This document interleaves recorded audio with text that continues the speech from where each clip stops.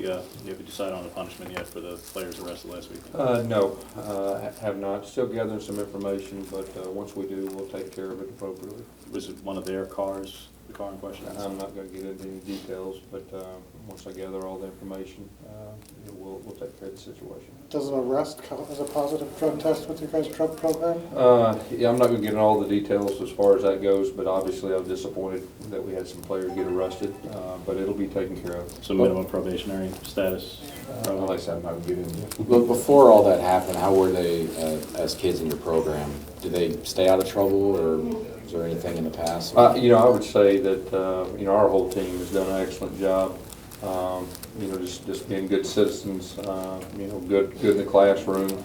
You look at our team GPA; it's the highest it's been, I believe, in Auburn history. You look at our APR, the last 4-year period, was the highest in history. We got a lot of positives going on.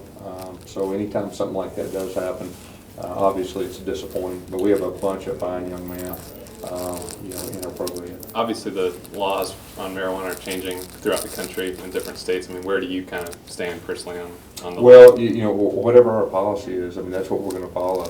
And, I think most coaches would say that. Is it difficult though, Gus? Because there are coaches obviously in states like Oregon, Washington, a lot of California where their players wouldn't even be faced with this situation. And you can only deal with the laws that are in your state, but the point is punishment-wise, it's not the same in college football on an issue like this. Well, we live in the state of Alabama, and we're going to go by the policies, and we have standards and expectations, and that's my job to uphold them.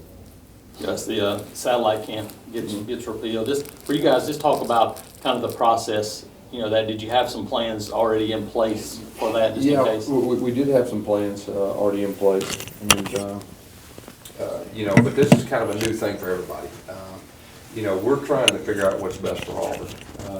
We think there's great value in getting players to our campus, and so we're just trying to figure out the right thing to do for Auburn. As far as our strategy is concerned about where we should go, how many places we should go, who should we send. Now, I know the rest of the coaches in our league are kind of trying to answer these same questions, but I'm just taking a deep breath back, away, and then figure out what's best for us moving forward. So we hadn't made any final decisions yet, but we're in the process of doing that. You want to go yourself to at least one? I don't know. I'm not there yet, but I will say that getting players to our campus, in the proximity of what we've had guys on campus, that's how we operate at Auburn, and we think that's a good advantage, getting the guys around our coaches, getting the feel for Auburn, our facilities, and everything that goes with that. But like I said, we're trying to figure out what's best for Auburn. Possible to host a smaller school with you at Auburn and have a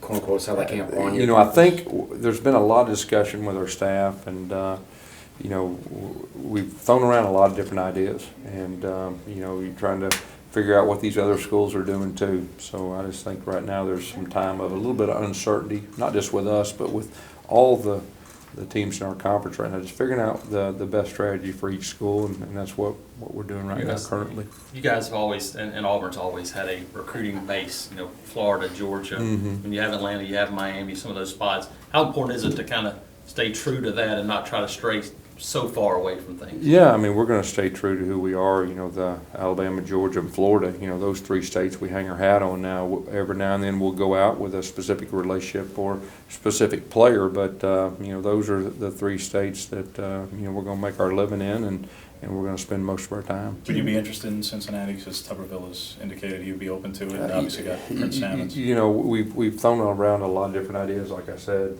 with different places. I know right now that coaches around the country are calling different coaches, whether it's junior college, whether it's Division I. High school coaches are calling, so there's a lot of communication right now.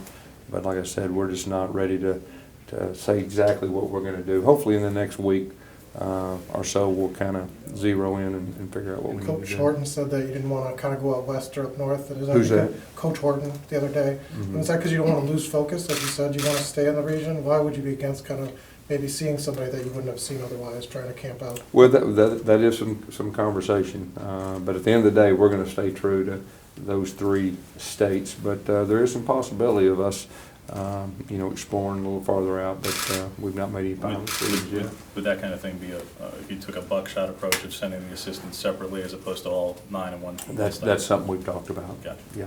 In terms of the draft, I mean, were you surprised that more players weren't drafted? And Yeah, we had 3, and we have a handful of guys, I think 5 or 6 with free agency. Of course, last year, if you look, we had quite a few free agents that actually made it. And I think you'll see the same thing, this year as far as that goes. But, those 3 that got drafted were very well deserving. how do you think it's going to play out with Duke? I know he got an invitation to with the Rams, and have you talked to him since Pro Day? No, he's very talented. And like I said at Pro Day, we wish him the best.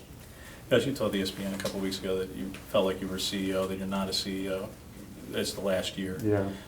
Can you explain that a little bit further, and at what point did you feel like you were being a CEO? Were there decisions you made that were not like a football coach? Yeah, no, there's a lot of moving parts to be a head coach in our league. And, at my core, I'm a football coach, and that's what I do best. And so sometimes, you can get distracted with other things, and I think the easiest way to answer that is I'm not going to be distracted with other things when the season gets here, and I'm going to coach football. Anything specific?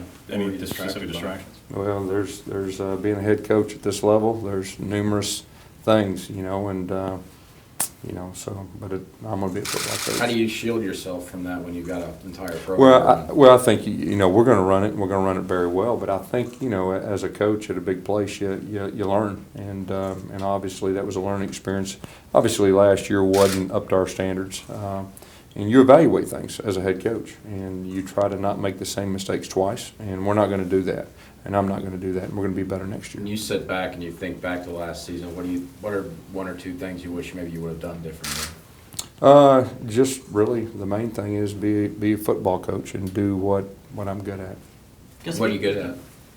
Well, I like to think coaching football. Gus, when you now have a chance to kind of digest spring, where do you feel like you guys, are coming out of spring practice now? Well, I feel very good after spring as far as our attitude and our kids' approach to the game.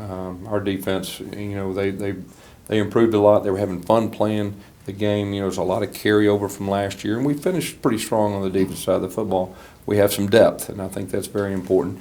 Offensively, we got a few new coaches, and our kids really responded well to them. I think we're in a good spot right now.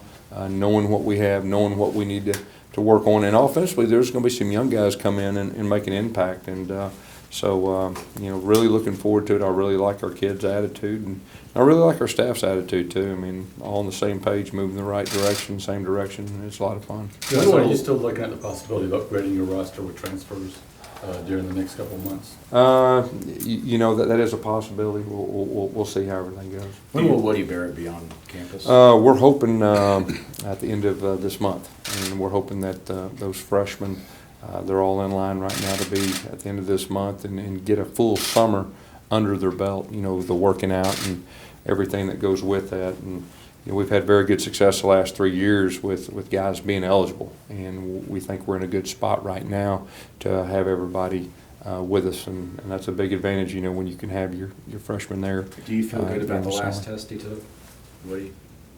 I mean, I feel good about where he's at overall, as far as that goes. To the possibility of transfers, guys, do you believe that your starting quarterback is on the roster right now? I feel very good about the 3 guys that we have, and they're set to compete, in fall camp. And I'm hoping that we can name one of those guys the starter early in fall camp rather than later in fall camp, so they can actually get the reps with the ones and all that. So I think we're in a good spot quarterback-wise. Are you pursuing a graduate transfer there, though? We're not commenting on any kind of what we're pursuing or not pursuing, but we feel good about our 3 guys that we have. Maybe similar to 2013, where you take about maybe a week and a half, 2 weeks, and throw them in the fire, do something live, and then go from there? We're hoping we don't have to go live. We did that in the spring twice. We're hoping we don't have to do that. We will if we have to, but we're hoping somebody will separate themselves early rather than later, and they can start working with the ones, and so that's our goal. What characteristics, are you looking for when you're saying, somebody does separate themselves? What is it that you're looking for? Someone that will separate themselves and give us the best chance of winning. And from a coach's standpoint, that's a lot of things, as far in, you have instincts, and most of the time the players and the coaches will know it together. Gus, I'm sorry. Always one more. What do you do? I haven't had a chance to ask one yet. Man. Gus, in your experience when it comes to these voluntary captain practices that take place over the summer, how much improvement do you normally see from the end of spring to when they show up for preseason games? You know, really, I think it depends on leadership. Some years it's more than others, but it all comes to leadership and guys going out there and taking the bull by their horns and it being their team.